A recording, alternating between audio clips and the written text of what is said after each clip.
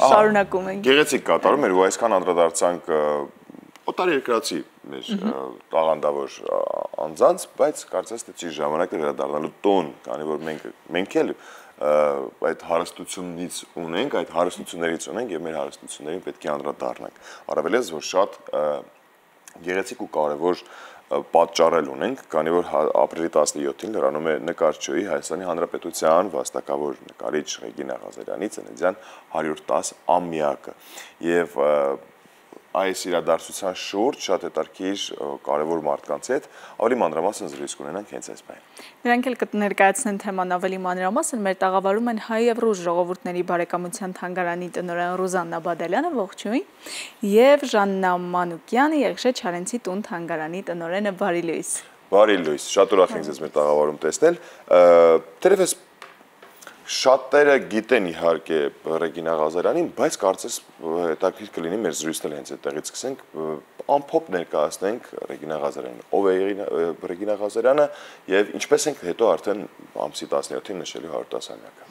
Այո, Ռեգինա Ղազարյանը ծնվել է ուղիղ 110 տարի առաջ, 1915 թվականի ապրիլի 17-ին։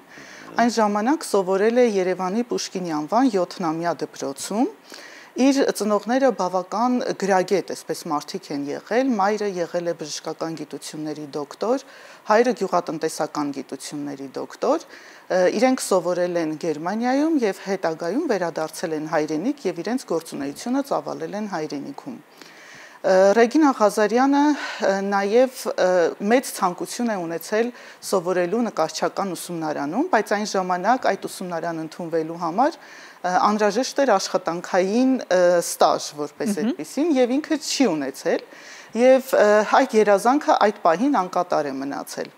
Հետագայում տեղափոխվել է արդեն Մոսկվա եւ ընդունվել է օդաչուական ուսումնարան եւ ավարտելուց հետո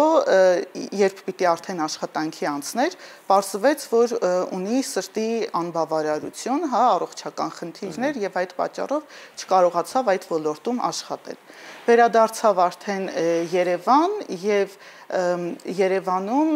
որոշ ժամանակ այսպես գործունեություն ծավալով հենց նկարչության ասպարեզում ամեն դեպքում դա իր ներսից բխում էր, հա, այդ ոլորտը, աշխատել է նկարիչ մուլտիպլիկատոր, աշխատել է գծագրող եւ արդեն 1942 թվականին զորակոչվել է հայրենական մեծ պատերազմին, այնտեղ ծառայել է օդային տագնապի զորագնդում, բայց ստացել է կոնտուզիա եւ առողջական խնդրի պատճառով ստացել է նաեւ երկրորդ կարգի հաշմանդամություն եւ հետ է վերադարձել Երևան։ Երևան վերադառնալուց հետո այնուամենայնիվ 1946 թվականին ընդունվել է Երևանի Գեղարվեստի ինստիտուտը եւ ստացել արդեն իր մասնագիտական այսպես կոչումը ավարտելով 1951 թվականին մասնակցել է շատ տարբեր ցուցահանդեսների, բայց ունեցել է այսպես առաջին անհատական ցուցահանդեսը արդեն ավելի ուշ 1967 թվականի մայիսի 14-ին նկարչի տանը։ Եվ իր այդ ստեղծագործությունների շարքում առանձնահատուկ տեղ ունեն Չարենցյան թեմայով ստեղծագործությունները։ Այ ուզում եմ ասել, մի քիչ մի հատված բաց թողեցինք։ 37 թվականները շուտ անցան գնացինք դեպի հայրենական պատերազմ, վերադառնանք 1935 թվական, ինչպես եղավ, որ Ռեգինա Ղազարյանը կարողացավ փրկել շատ թանկարժեք մեզ համար։ Այո, մինչև այդ մասին խոսելը կուզեմ անդրադառնալ, թե ինչպես եղավ Ռեգինայի եւ Չարենցի ծանոթությունը։ Նրանք ծանոթացան այն հյուրանոցում, որտեղ այդ ժամանակ Չարենցը ապրում էր, եւ դա 1930 թվականն էր։ Ռեգինան այդ ժամանակ 15 տարեկան է եղել ընդամենը եւ ինքը շատ սիրել է հեծանվավարություն։ Երբ մտել է այդտեղ հյուրանոց, հաճախ էր ինքը այդտեղ լինում, որովհետև շատ բանաստեղծություններ էր գրում ընթացքում եւ սիրում էր դրանք այդ ժամանակվա գրողներին տանել, ցույց տալ, իրենց կարծիքը հայտնել, բայց մինչև դա Չարենցին չէր տեսել։ Ավելի հաճախ տեսել էր Գուրգեն Մահարուն եւ այլոց, եւ հերթական այդ այցի ժամանակ հյուրանոց նա Գուրգեն Մահարու հետ այսպես զրուցելիս է լինում, երբ մի կողմից հանկարծ աստիճաններից իջնում է Չարենցը եւ այդպիսով կողքից այսպես բղավում են Չարենցը, հանկարծ Ռեգինան տեսնում է եւ ասում է ես այսպես մեծ զարմանք ապրեցի, ինչպես ես կարող եմ Չարենցին տեսնել հենց այստեղ ու այս պահին, որովհետև ինքը արդեն որոշ ժամանակ լսել էր Չարենցի մասին, թե այդպես գրողների հետ շփումների ընթացքում, թե դպրոցական ուսումնառության ընթացքում, եւ ասում է ինձ համար մեծ երջանկություն էր նրան հենց այդ պահին տեսնելը։ Եվ Չարենցն էլ անտարբեր չի եղել, ինքը հենց տեսնելով Ռեգինային, Գուրգեն Մահարու հետ կանգնած, Ռեգինան եղել է սպորտային հագու կապով, շատ տարբերվող, եւ Չարենցը գոռացել է այնով է այդ աղջիկը, եւ իհարկե Գուրգեն Մահարին հետո ծանոթացրել է եւ հերվից բղավել է էֆերին, իհարկե Ռեգինան հետո պատմում է, որ ես չհասկացա, թե դա ինչ էր նշանակում, բայց զգացի, որ ինչ որ փաղաքշական խոսք է այսպես արտաբերել եւ այդպիսով սկսվել է իրենց ծանոթությունը Ռեգինան եղել է ընդամենը 15 տարեկան, իսկ Չարենցը արդեն 33 տարեկան եւ այդպիսով առանձին զրույց ունենալուց հետո ներկայացրել է Ռեգինան, թե իր ընտանիքը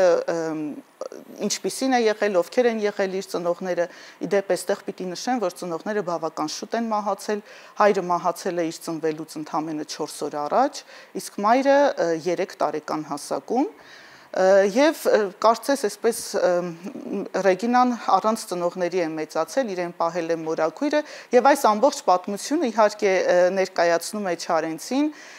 եւ Չարենցն էլ ասում է ես կուզեմ քո ծնողների լուսանկարը տեսնեմ, որովհետեւ շատ հետաքրքիր է, որ այդպիսի գրագետ ընտանիքում ես մեծացել, այդպիսի գրագետ ծնողներ են եղել եւ հաջորդ անգամ արդեն այդ լուսանկարը այսպես կարծես առիթ է հանդիսանում իրենց հետագա կապը շարունակելու եւ ասում է դու այսօրվանից կլինես իմ փոքրիկ բարեկամը եւ Ռեգինան ասում է ես կարծես մինչեւ կյանքի վերջ էլ եղա իր փոքրիկ բարեկամը իսկ արդեն անդրադառնալով 35-37 թվականների այդ ձեռագրերի փրկմանը առավել եւս հատկապես 37 թվականին գիտենք, որ Չարենցը բանտարկվել էր, իրեն այսպես համարեցին որպես ազգայնամոլ, իր ստեղծագործությունների պատճառով, այդ ուղերձների պատճառով որպես թշնամի բանտարկեցին եւ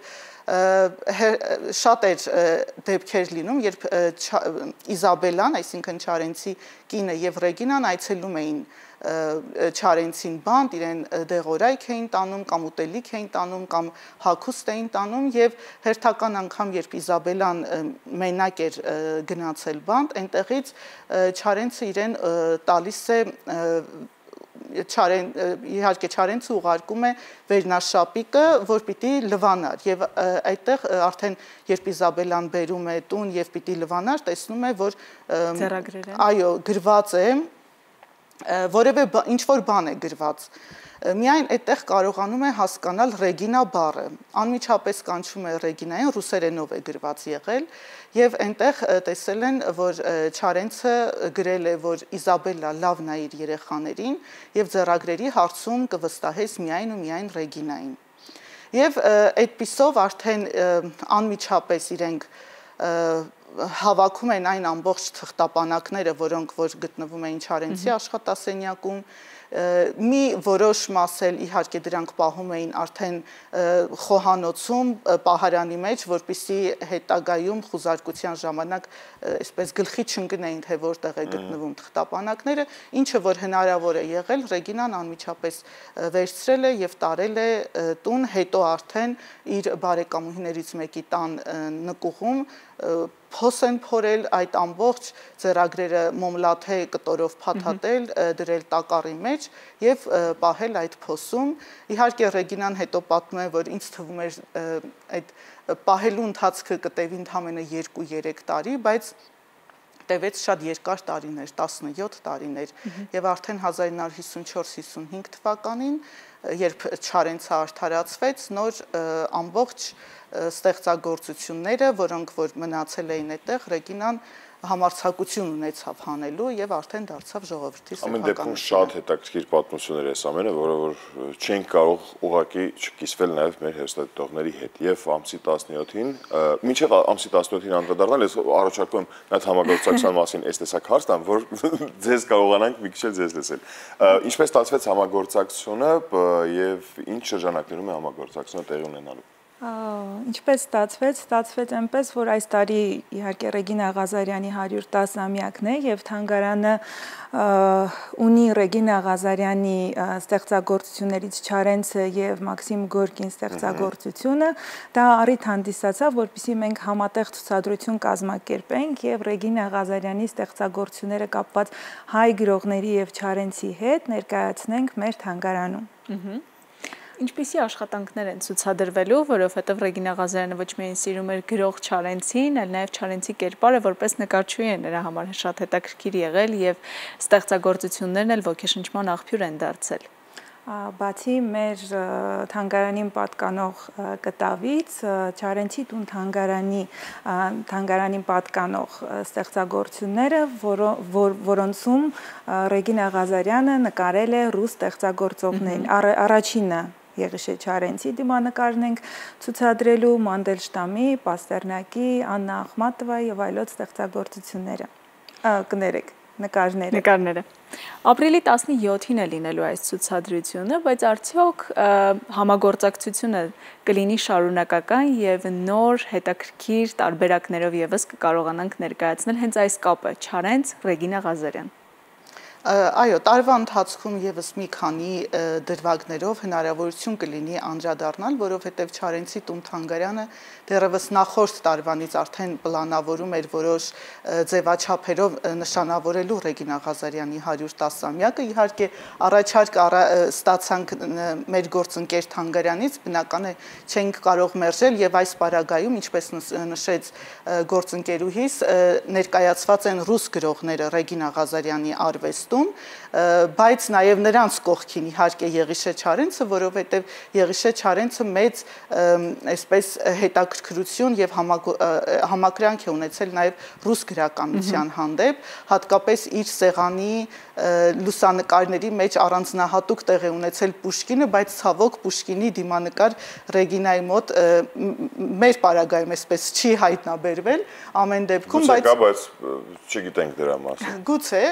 բայց միևնույն ժամանակ կուզեմ նշել, որ Ռեգինա Ղազարյանի գործերից նաև պահվում են շատ տարբեր թանգարաններում եւ հնարավոր է նաև տարվա ընթացքում մի քանի անդրադարձեր լինի նաև մյուս թանգարանների հետ։ Հրաշալի, մենք ընդհանրապես պետք է ֆիքսենք ապրիլի 17-ը, սիրիներս, եւ անպայման բաց թողնենք այս հնարավորությունը մասը դառնալու թե կտավների շրջանակներում, թե առասարակայից հետաքրքիր պատմությունների հետ կապված, որովհետեւ անկեղծ մենք պետք է ճանաչենք այն մարդկանց, ովքեր որ մեծ տեղ ու նշանակություն են մեր յուրաքանչյուրիս կյանքում։ Կարծես թե կամոց պետք է ամփոփենք։ Այո, եւ ասենք ձեզ շնորհակալություն այն ցուցադրության համար։ Ցուցադրությունը բաց կլինի մինչև ապրիլի 25-ը եւ այդ օրերի ընթացքում կարողանան այցելել եւ հաղորդակից լինել Ռեգինա Ղազարյանի։ Ես 1900 խոսում ենք, տեղը նշեցինք որտեղ։ Գուցե ես ուշադիր չեմ եղել։ Հայ եւ ռուս ժողովուրդների բարեկամության թանգարան, որը գտնվում է Աբովյան քաղաքում։ Անպայման այցելում ենք մինչև ամսի 25-ը։ Բոլոր Չարենց հասերներին նաև սիրով հրավիրում ենք Աբովյան քաղաքում գտնվող այս գեղեցիկ թանգարան։ Սիրով, շնորհակալություն ձեզ կարևոր տեղեկությունների համար, որ կիսվեցիք թե մեզ հետ, թե նաև մեր հեռուստատողների հետ, ձեզ լավ օրենք մաղթում։ Իսկ մենք շարժվենք առաջ։